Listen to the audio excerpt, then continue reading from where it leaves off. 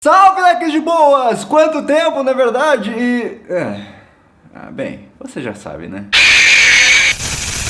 Talvez eu tenha pego você de surpresa lançando a quinta parte da teoria da verdadeira história de Five Nights at Freddy's. Ou talvez não, porque quem me seguia nas minhas redes sociais, Twitter e Instagram, já sabia que eu ia fazer isso, porque eles sempre têm acesso a informações privilegiadas antes de todo mundo. Então se você quer se tornar uma dessas pessoas privilegiadas, já sabe, é só me seguir no meu Twitter e no meu Instagram que estão aqui, @RenanSolzoni, os dois, tamo junto. Já faz um tempo, na verdade já faz mais de um ano que foi lançado o último jogo de FNAF, que é FNAF Sister Location, que é de longe o Five Nights at Freddy's mais diferente de todos, que nos coloca na pele de alguém que nós não sabemos ainda, mas que até o final desse vídeo você vai saber quem é, e ele vai parar em um lugar subterrâneo muito perigoso, onde animatronics monstruosos não vão pensar duas vezes antes de pegar ele e fazer coisas horríveis que vocês não vão querer nem saber. E por que só um ano depois desse jogo ter sido lançado eu estou fazendo a quinta parte da teoria? Bem, é porque muitas coisas, e quando digo muitas coisas, eu digo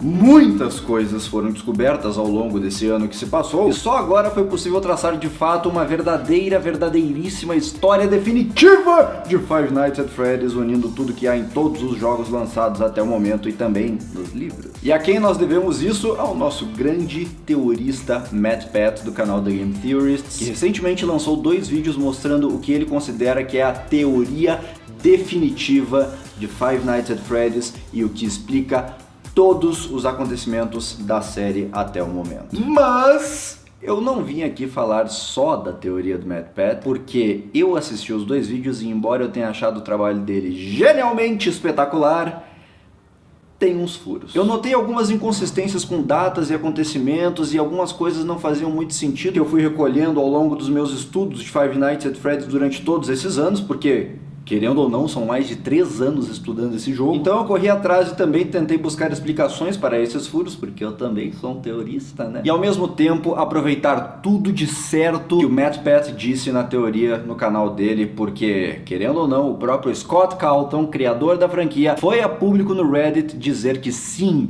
que várias das coisas que o MatPat falou no vídeo dele estão corretas. Então a teoria que vocês vão ver hoje tem muitos dos aspectos do MatPat que ele botou nos vídeos do canal dele, mas também tem uma pitadinha de Solzones, pegando tudo que eu achei que estava incorreto e finalmente chegando à conclusão de que a teoria que vocês vão ver hoje é a teoria definitiva que explica a verdadeira história de Five Nights at Freddy's. And by the way, MatPat, if you're seeing this, well, I love you. Vamos começar a falar então da teoria, e gente, eu queria dizer que se você veio das teorias 1, 2, 3 e 4 direto para essa daqui, você provavelmente vai ficar perdido em alguns aspectos. Isso porque desde a última teoria que eu lancei, que foi a parte 4 da teoria, até esse momento aqui eu já lancei vários outros vídeos de FNAF com várias descobertas, e se eu fosse mencionar todas essas descobertas no vídeo de hoje, o vídeo de hoje é certamente, nossa, com certeza ia ter mais de 2 horas, 3 horas. Então se por acaso eu falar algo que você se sente perdido, ou que você fique, mas como assim? Como assim? Isso aqui não foi abordado em nenhum vídeo de teoria? Eu recomendo que você assista os outros vídeos e procure explicação neles. E queria dizer que sim, se você notar que eu falei algo que contradisse as últimas teorias que eu fiz, isso é normal, gente, afinal jogos novos foram lançados, novas descobertas, é óbvio que alguma coisa ia estar errada nas teorias anteriores e que agora eu fosse, pegar o que eu acho que é certo de verdade. Mas sem mais delongas, vamos para a teoria definitiva de Five Nights at Freddy's. Pra gente saber o que realmente aconteceu na história de Five Nights at Freddy's, nós temos que mergulhar a fundo na história dos principais personagens da franquia. E quem é o principal personagem de todos, humano, que nós sabemos que volta lá e cá para fazer suas atrocidades? Ele mesmo, o Homem de Roxo. Sem Homem de Roxo não existiria Five Nights at Freddy's. Ponto. Então é natural que a gente parta dele pra gente conseguir chegar a alguma conclusão definitiva da história. E uma coisa que sempre me deixou muito abismado toda vez que eu vejo a história do Homem de Roxo e o que ele representa pra franquia Five Nights at Freddy's é o motivo de ele assassinar e raptar crianças. Não me entendam mal, eu sei que psicopatas podem fazer as coisas simplesmente porque eles querem, porque eles gostam, porque psicopata tem aquele negócio da cabeça não bater muito bem, né? Ele podia ser simplesmente o cara que gosta de raptar crianças? Podia, é claro, com certeza. Mas se tem uma coisa que a gente aprendeu ao longo dos anos é que Scott não faz as coisas sem um motivo. Então não entra na minha cabeça que o Homem de Roxo simplesmente mate e rapte crianças sem nenhum motivo. E no vídeo de hoje você vai descobrir que motivo é esse. É um motivo que vai fazer o seu coração chorar. Bom, se tem uma coisa que o MatPat fez na teoria dele que eu achei muito legal e que eu quero fazer também do meu jeitinho, é finalmente uma linha do tempo de Five Nights at Freddy's. Agora nós temos informações o suficiente para conseguirmos finalmente bolar uma linha do tempo de FNAF, porém a minha não é igual a do MatPat. A minha tem alguns acontecimentos que acontecem numa ordem diferente da ordem que o MatPat falou. Então, se vocês quiserem chamar ela, podem chamar ela de linha do tempo 2.0. Não sei. Então vamos começar com o início de tudo, que é não necessariamente um ano específico, mas sim um período que vai até 1982. A história começa com dois personagens que quem acompanha Five Nights at Freddy's assiduamente já conhece muito bem. São eles Henry e William Afton. Os dois amigos se tornaram sócios no momento em que eles tinham um sonho de construírem restaurantes temáticos que colocassem animatronics, ou seja, robôs com a temática de animais andando por aí para servirem as comidas e entreterem o público que vai até o estabelecimento. Henry era o cabeça da parte técnica, da parte mecânica de tudo. Ele era muito bom com esse tipo de coisa. Robótica, mecânica, elétrica, era tudo com Henry. Ele que construiu os animatronics que conhecemos hoje. Já William Afton era a cabeça corporativa da dupla. William Afton sabia fazer negócios, sabia falar com fornecedores, sabia sobre contratos. Era um homem de negócios completo. Então, unindo essas duas cabeças, formou-se o que nós consideramos a Fazbear Entertainment, que era nada mais nada menos que uma empresa que detinha a patente desse tipo de coisa. Restaurantes com animatronics. E quando nós analisávamos a história antes, lá atrás, a gente sempre pensava em fazer uma ordem cronológica de restaurantes, porque a gente sempre pensava que os únicos restaurantes que existiam na história de Five Nights at Freddy's eram somente aqueles que foram mencionados. Mas não, gente, na verdade, eu queria dizer para vocês que podem existir muitos restaurantes de Five Nights at Freddy's que nós talvez nem saibamos da existência ou talvez nunca tenhamos visto. E dentre esses restaurantes, devemos incluir dois em específico. A Fredbear Family Diner, que até onde sabemos é um dos primeiros da história e que contava apenas com o nosso querido Fredbear e talvez com outro amiguinho que talvez fosse um Bunny Dourado, mas enfim, não sabemos se ele veio depois ou não. E também possivelmente um outro chamado Chica's Party World. Você nem se lembrava disso, na verdade? Fica tranquilo, não tem problema, porque ele foi mencionado somente num código-fonte de um teaser. Nós nunca vimos ele, ou talvez tenhamos visto, porque vale lembrar que nós tínhamos um minigame em Five Nights at Freddy's 3 em que nós vimos a nossa querida Chica perambulando por aí. Talvez aquilo fosse uma representação do Chica's Party World. Enfim, tínhamos vários restaurantes no início, um contava com Fredbear, outro contava com Chica, e eventualmente ao longo dos anos, os diversos personagens de cada restaurante foram se unindo, e isso criou o que foi conhecido como Fredbear and Friends, que era a união de todos os animatronics, Fredbear, Freddy, Chica, Foxy e Bonnie. E assim eles ficaram conhecidos mundialmente. Agora que o início está comentado e você já sabe como tudo começou, vamos para o ano seguinte, 1983, também conhecido como o início do mal. William Afton tinha um filho, na verdade dois, se você parar para pensar. E o filho mais novo de William Afton era um tanto quanto paranoico. Em um determinado momento de Five Nights at Freddy's 4, é lembrado que esse menino viu alguma coisa que o aterrorizou no passado e por causa disso ele tem medo dos animatronics que perambulam pelo restaurante. Esse acontecimento foi clarificado por Scott quando ele lançou um teaser dizendo que o que uma criança via nas sombras podia ser facilmente mal interpretado por ela. E o que ela via nas sombras era nada mais nada menos que seu pai colocando um funcionário dentro de uma roupa de animatronic. E vamos lembrar que naquela época isso era normal, era apenas um funcionário andando por aí vestido de animatronic para entreter o pessoal que estava lá, mas o que a criança viu nas sombras foi alguém sendo colocado à força dentro da fantasia, pelo menos na cabeça dela. E o William Afton naquela época era um bom pai. Ele era preocupado com seu filho, tanto que ele colocava diversas câmeras de segurança lá e cá, todas vestidas de um Fredbearzinho bonitinho, e vigiava seu filho para que nada de mal lhe acontecesse. Isso é confirmado quando nós achamos a sala secreta de FNAF Sister Location. Mas não necessariamente o William Afton observava dessa sala, porque conforme você vai ver mais adiante, essa sala nem deveria existir na época. Tenha apenas em mente que o Afton observava de algum outro lugar usando os mesmos aparatos. Pois bem, lembra que eu falei que Afton tinha 2 filhos? Pois é. O tal do segundo filho era o mais velho e ele era o estereótipo de irmãozinho que gosta de sacanear. Em uma brincadeira que acabou dando muito errado, o irmãozinho mais novo acabou tomando a mordida de 83. E essa mordida mudou a história do universo de Five Nights at Freddy's para sempre. Na nossa teoria, nós acreditamos que aquele menininho não morreu, mas ele está no hospital, em coma, sem poder fazer nada e sem esboçar qualquer reação e, infelizmente, preso a uma série de pesadelos e de pensamentos horrorosos tonificados pelo medo que ele tinha dos animatronics. Inclusive fazendo ele ver o Nightmare, que era nada mais nada menos que uma versão reversa do animatronic que ele mais gostava, que era o Fredbear, o atormentando todas as noites, representando o seu pior medo, que eram os próprios animatronics. E a única coisa que pode salvá-lo disso, você verá mais adiante. Mas agora vamos voltar para o plano real. O menino foi levado para o hospital, mas os médicos infelizmente não podem fazer nada. Ele estava em um coma tão pesado que a única outra opção dos médicos seria simplesmente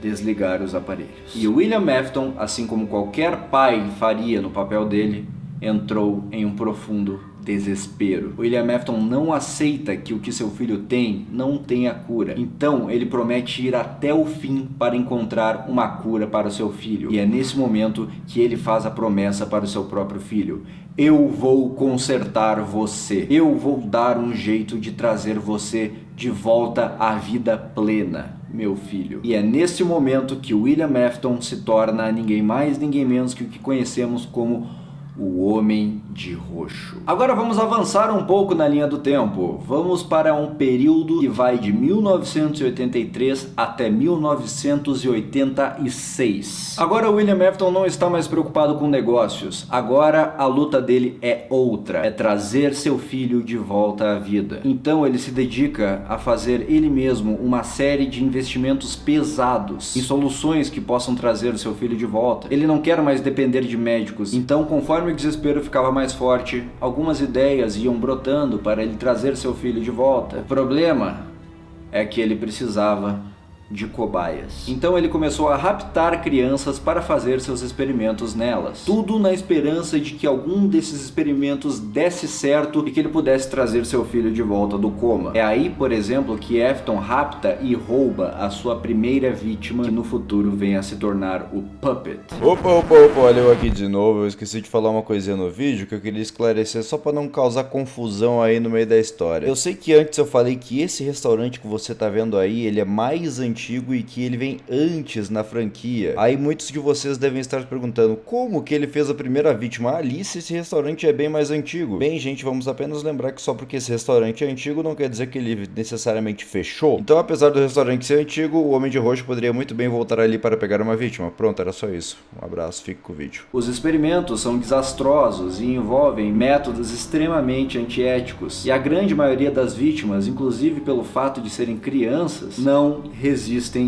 e morrem. E Afton não está nem aí, porque tudo o que ele vê é o seu filho de volta à vida no futuro. Na sua cabeça, tudo que ele pensa é: eu vou sacrificar quantas crianças forem necessárias para ter o meu filho de volta. E esses experimentos nunca foram tratados de uma maneira mais profunda na franquia Five Nights at Freddy's, mas pode ser desde simplesmente colocar crianças em macas e mexer nos cérebros dela, como também tentar trazer essas crianças de volta à vida, colocando os seus cérebros em um animatronic. Por exemplo, se o corpo humano não consegue prover para a criança o que o cérebro dela precisa para continuar vivo, então os experimentos que ele faz poderiam muito bem ser de, por exemplo, colocar o cérebro de uma criança dentro de um robô para ver se consegue pelo menos voltar à vida com seu cérebro. E tem também a teoria de que, na verdade, ele está tentando colocar almas das crianças em animatronics, mas eu não gosto muito dela não, eu prefiro algo mais científico. E Afton está tão focado nisso que ele investe tudo o que ele tem para montar a Afton Robotics, que é uma empresa obscura criada especificamente para o fim de trazer seu filho de volta e fazer esses experimentos. Através dessa empresa, ele monta uma série de animatronics designados especificamente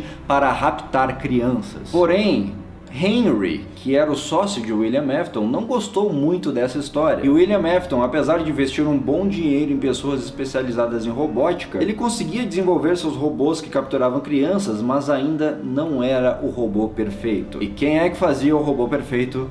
Henry, que não tinha nada a ver com essa história e não queria meter o dedo nas intenções maléficas de William Afton. Então William Afton chega até Henry e o faz desenvolver um animatronic perfeito para capturar crianças. Henry recusa porque Henry tem bom coração e não quer participar desse tipo de atrocidade, mas William Afton já passou do nível de insanidade há muito tempo e ele não quer nem saber, e de alguma forma ou de outra ele força Henry a desenvolver o animatronic perfeito para raptar crianças. Então é isso que Henry faz. Ele desenvolve o animatronic chamado Baby e o entrega para William Afton. Mas Henry não podia viver com essa culpa de ter colaborado, mesmo que indiretamente, com tudo isso. E Henry acaba ficando desgostoso com a vida e acaba se suicidando. Com os animatronics que raptam crianças em mãos, William Afton finalmente abre a Circus Baby Pizza World, que era um restaurante no mesmo esquema dos restaurantes anteriores, mas que agora tinha animatronics que estavam prontos para raptar crianças a serem usadas como experimentos. O problema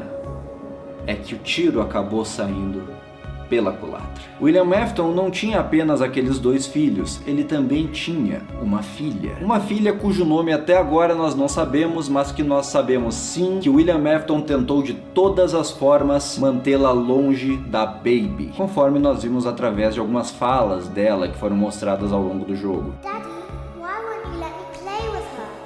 Daddy, you let the other children go see her. Why won't you let me go? Daddy, just once let me go play with her. Porém, em um momento em que William Afton não foi capaz de controlar isso, a menina infelizmente vem a entrar em contato com a Baby logo no primeiro dia do Circus Baby Pizza World. Daddy isn't watching. Don't tell Daddy that I'm here. I wanted to watch your show too. I don't know why he won't let me come see you. You're wonderful. E o pior acontece. William Afton perde a própria filha para o próprio animatronic que ele tinha construído para as suas intenções maléficas. E obviamente, depois de perder 2 filhos, a sanidade dele conseguiu piorar ainda mais, e agora, além de trazer um filho de volta à vida, ele também teria que trazer outra filha. O problema é que essa nem em coma estava. Ela estava simplesmente dentro de um animatronic estraçalhada. Depois desse acontecimento, o Circus Baby Pizza World fecha no primeiro dia de funcionamento, e provavelmente àquela altura William Afton já nem pertencia mais à Fazbear Entertainment e os donos daquela companhia provavelmente já eram outros, deixando William Afton apenas com a Afton Robotics. O que aconteceu depois disso? Bem, o restaurante de William Afton fechou, mas ele ainda tinha vários animatronics projetados para raptar crianças. Então ele abre um lugar subterrâneo que é o mesmo lugar onde se passa FNAF Sister Location, chamado Circus Baby Entertainment and Rentals, que ao invés de ser um restaurante, na verdade ele trabalha como um centro de aluguel de animatronics para restaurantes e festas. Ele pegava os mesmos animatronics que trabalhavam naquele restaurante que ele havia aberto anteriormente e os alugava para outros restaurantes que faziam festas cheias de crianças, e assim William Afton continuaria com seus animatronics trazendo cada vez mais crianças para cada vez mais experimentos que eram conduzidos naquele mesmo local. Já o pessoal que estava responsável pela Fazbear Entertainment continuou tentando salvar o nome da companhia e montou um novo restaurante, Freddy Fazbear's Pizza. Mas não estou falando de Five Nights at Freddy's 1. Five Nights at Freddy's 1 ainda vai vir depois. Esse restaurante Freddy Fazbear's Pizza é o mesmo que eu mencionei no vídeo da segunda parte da teoria, que foi o primeiro Freddy Fazbear's Pizza que veio antes mesmo de FNAF 2. E é um restaurante onde foram utilizados os animatronics antigos criados por Henry antes dele morrer: Freddy, Chica, Foxy e Bonnie. E William Afton, que não queria ficar parado enquanto seus filhos ainda não haviam voltado, vai até o Freddy Fazbear's Pizza, rapta e mata mais crianças, e os espíritos dessas crianças no futuro viriam a possuir os animatronics de Freddy, Chica, Foxy e Bonnie. Depois desse acontecimento, William Afton responde por isso. Nós sabemos que ele não vem a ser preso por falta de provas, mas nesse momento a polícia já está no seu encalço. Então qualquer movimento que William Afton fizer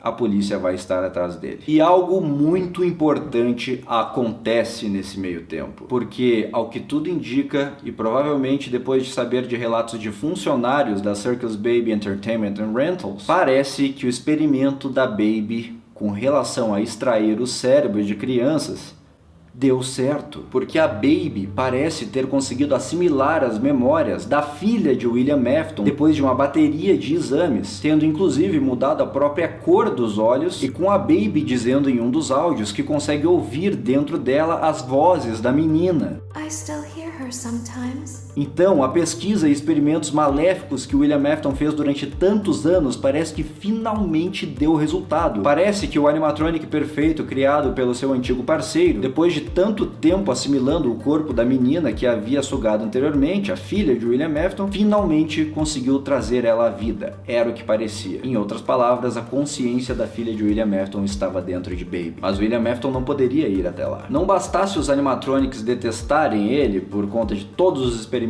que ele fez, não apenas nas crianças, mas também nos robôs, a polícia estava no encalço de William Afton. Então ele manda o seu filho mais velho, Michael, o mesmo que havia colocado a cabeça de seu irmãozinho na boca do animatronic anteriormente, lá embaixo para a Circus Baby Entertainment and Rentals em busca de sua irmãzinha. E é aí que acontece FNAF Sister Location, e que o final todos já sabemos. Michael acaba sendo enganado por Baby, que a princípio parece ter enganado todos os funcionários, fazendo eles acreditarem que a menina estava no controle de seu animatronic, sendo tudo na verdade um plano para ela e os demais animatronics fugirem usando a carcaça de Michael e o endoesqueleto de Ennard. Baby fingiu para poder fugir dali com todos os animatronics. E o que vem depois nós já sabemos. O corpo de Michael acaba ficando decomposto e ele se torna um homem literalmente roxo, um segundo homem de roxo, e esse sendo realmente o roxo e não apenas uma retratação de uma sombra, né? Eventualmente a Baby, que é o animatronic mais avançado de todos que estão dentro dele, acaba expulsando os outros animatronics de dentro do corpo de Michael Afton, e ela torna ele meio que uma carcaça imortal, que nós não sabemos muito ainda sobre, né, porque é um easter egg que foi lançado depois do jogo e tal, e que nós esperamos ansiosamente por um novo jogo, um livro, outra informação do Scott Cawthon para explicar o que aconteceu ali. Mas enfim, vamos continuar. Vamos agora para 1987. William Afton já é um foragido e Michael Afton tem uma carcaça de animatronic, a Baby,